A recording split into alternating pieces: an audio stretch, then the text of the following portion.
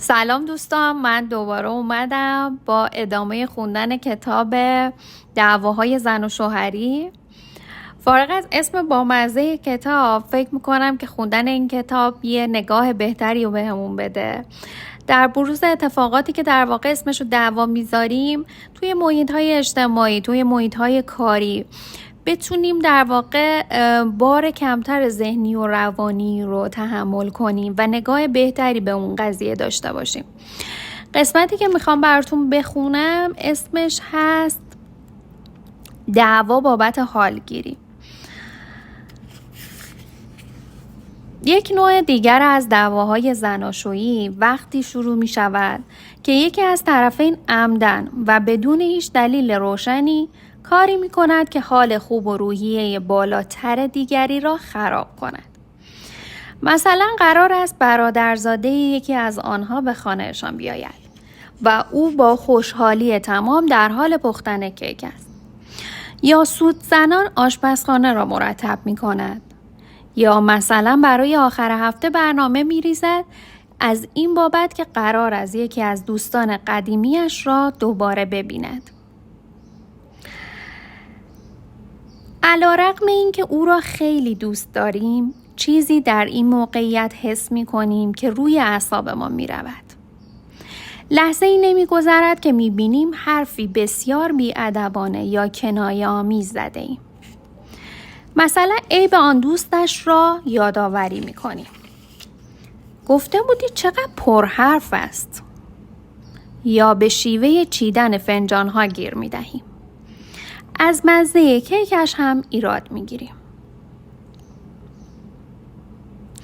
در ظاهر به نظر می رسد که گویی واقعا آدم شروری هستیم. هر کاری از ما بر بیاید انجام می دهیم تا در او احساس اضطراب و تنش و بدبختی القا کنیم. اما اگر موقعیت را بیشتر واکاوی کنیم، ممکن است تصویری قابل درک‌تر به نظرمان برسد که وجه تأسف‌بار کمتری هم دارد. به این دلیل اینطور رفتار کرده ایم که حال و هوای شاد و بشاش شریک زندگیمان ممکن است به نوعی مانع قوی در برابر برقراری ارتباط ما شود. از این می‌ترسیم که شادی کنونی او ممکن است مانع این شود که از احساس شرم یا افسردگی یا نگرانی یا تنهایی خبردار شود که همین حالا دچارش هستیم. کاری می‌کنیم که روحیه‌اش خراب شود چون از تنهایی می‌ترسیم. این حال را او هم باید تجربه کند. چنین نیست که این دلایل در ذهنمان به شکل صریح حضور داشته باشند، بلکه غریزه‌ای تاریک در ذهنمان هست که حالت سرخوشانه شریک زندگیمان را به منزله نشانه خطر می‌داند. این خطر که او در حال حاضر پذیرای حال بد ما نیست. به همین دلیل این تصور بدبینانه و به تمامی نابالغانه که البته به لحاظ روانشناختی کاملا قابل فهم است در ما شکل می‌گیرد که شریک زندگیمان به هیچ وجه ما را درک نخواهد کرد و ما را دوست نخواهد داشت و ما در غم و اندوه خود تنهاییم.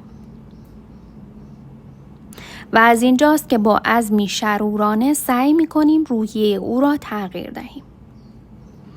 اما البته روشن است که حاصل این کار اصلاً چیزی نیست که انتظارش را داریم. چه بسا موفق شویم شریک زندگیمان را عصبانی کنیم. اما تردیدی نیست که با حالی که به او وارد کرده ایم قطعاً پذیرای ما نیست.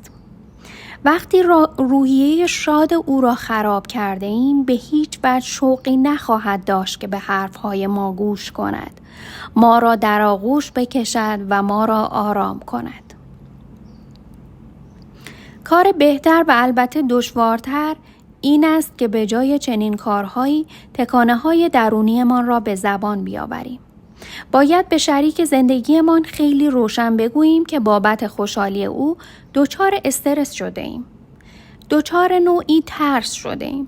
و با خنده و قدری پررویی اعتراف کنیم که چقدر دلمان می‌خواهد حال او را بگیریم و با جدیت بگوییم که البته به هیچ وجه قصد چنین کاری را نداریم.